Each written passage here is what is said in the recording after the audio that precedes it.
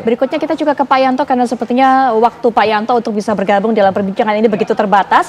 Silakan Pak Yanto diberikan pandangan, tanggapan dari masukan Prof. Hipnu tadi masalah asesmen integritas, kemudian juga membatasi akses orang dalam. Sama satu lagi Pak, karena kabarnya kami dengar juga pihak MA ini membuat tim investigasi khusus untuk bisa melacak apa yang kemudian ditemukan barang bukti dalam kasus Zarov Rikar. Mungkin bisa diberikan informasi mengenai perkembangannya. Silakan Pak Yanto.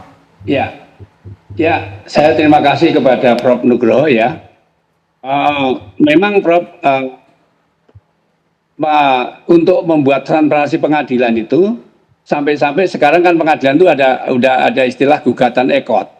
Gugatan ekot itu nggak perlu datang ke pengadilan, daftar itu dari jalan boleh, dari rumah boleh, bayar boleh, ya. Itu semua untuk menghindari tatap muka. Makanya sampai putusan pun juga bisa dibacakan secara online ya untuk kasus-kasus perdata. Kemudian untuk pelayanan yang lain itu ada era terang, namanya era terang. Itu era terang itu proses antara penegak hukum, interaksi antara aparat penegak hukum, baik itu hakim, jaksa, polisi terkait dengan misalnya permintaan sita, perpanjangan penahanan, penggeledahan, itu nggak perlu lagi manual datang, tapi udah melalui era terang. Kemudian telah ada PTSP, Bro. PTSP itu tujuannya itu tadi untuk membuat era terang.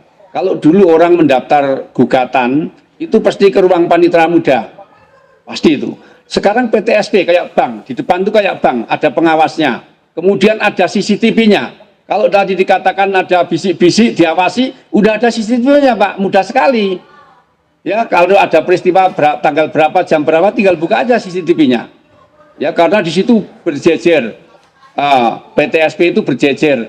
Pidana, perdata, hukum, PHI, niaga, itu berjejer itu. Di depan itu.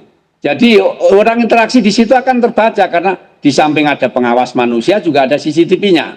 Ya. Kemudian ada sistem relay on itu untuk mengawasi para pihak itu. Nah, kemudian ya kata usul Prof.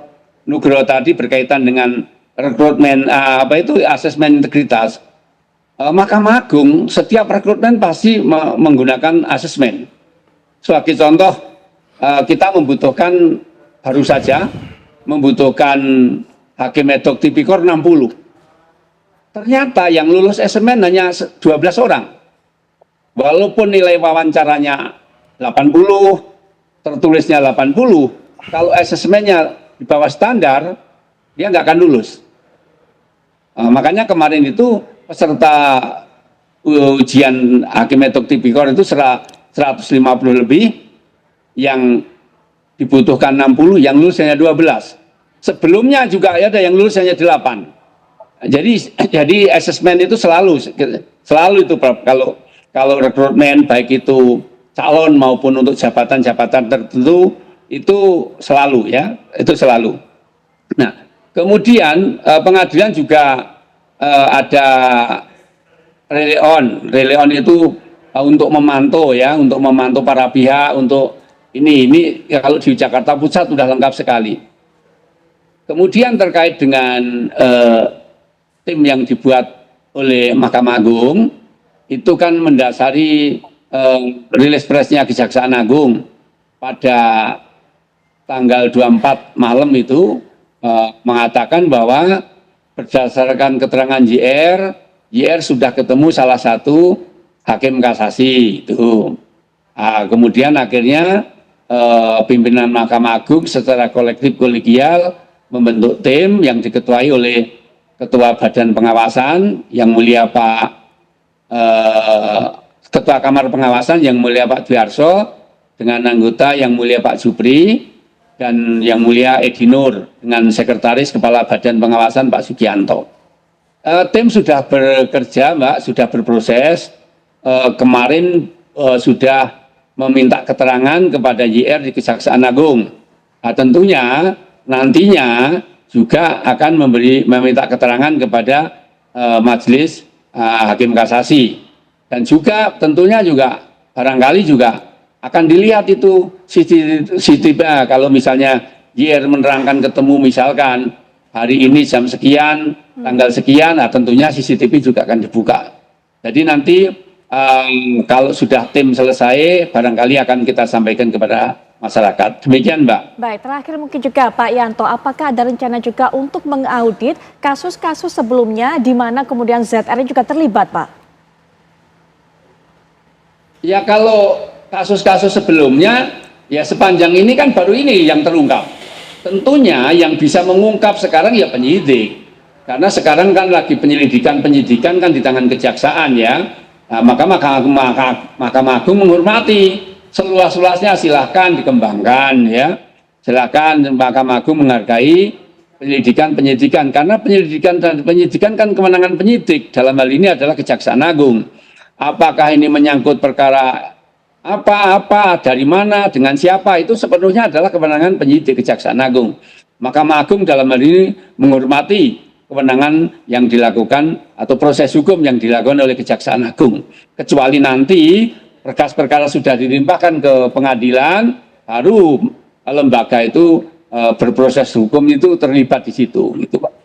Baik, Pak Yanto, terima kasih sudah memberikan keterangannya kepada kami karena sepertinya waktunya juga terbatas, tidak bisa mengikuti perbincangan ini sampai usai. Sekali lagi terima kasih waktunya, Pak, sudah disempatkan di tengah-tengah kesibukannya. Selamat malam, Pak Yanto. Prof. Nugrod, Mas Heri, ya Pak Yanto. Baik, berikutnya juga kita berikan kesempatan kepada Pak Joko selaku Komisi Yudisial. Apa Pak yang membuat kesulitan Komisi Yudisial ini? Pengawasannya sudah dilakukan secara maksimal, tapi untuk memberantas upaya suap pada hakim ini masih aja ada kendalanya. Pak Joko. Terima kasih Mbak Putri. Saya ingin menambahkannya, tadi memang benar yang disampaikan oleh Prof. Ibnu ya. Artinya sudah dilakukan hal-hal yang baik bahwa baik Mahkamah Agung maupun Komisi Yudisial. Kalau tadi sudah dijelaskan oleh Pak Yanto ya, secara struktural memang ada istilahnya pengawasan melekat, ada pengawasan fungsional.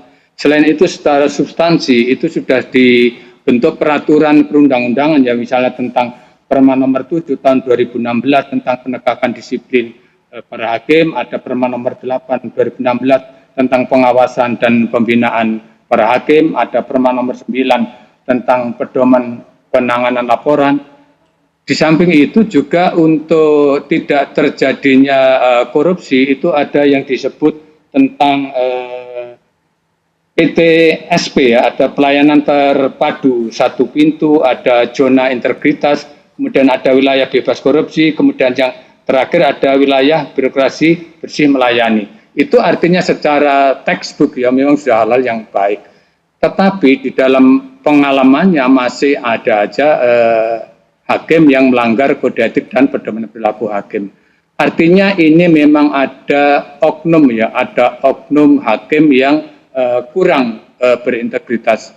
Kalau melihat pengalaman yang dilakukan oleh Komisi Yudisial tentang penanganan laporan masyarakat, artinya memang kalau di pengadilan secara langsung itu waktu itu kita melakukan pemantauan dan lain sebagainya itu memang tidak ditemukan adanya dugaan pelanggaran kode etik. Pengalaman selama ini artinya terjadinya pelanggaran kode etik yang dilakukan oleh hakim itu tidak dilakukan di dalam pengadilan, tetapi di luar pengadilan atau di luar dinas itu ada komunikasi misalnya antara para pihak dengan hakim, ada yang melalui perantara dari para panitera.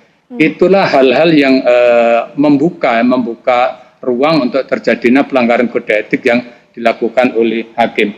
Nah, oleh karena itu KY punya beberapa keinginan. Ini kan artinya ada dua lembaga yang mempunyai kewenangan yang sama untuk pengawasan terhadap hakim. Ada hal-hal yang untuk melakukan suatu kegiatan sehingga bisa mencegah terjadinya dugaan pelanggaran kode etik yang dilakukan oleh hakim.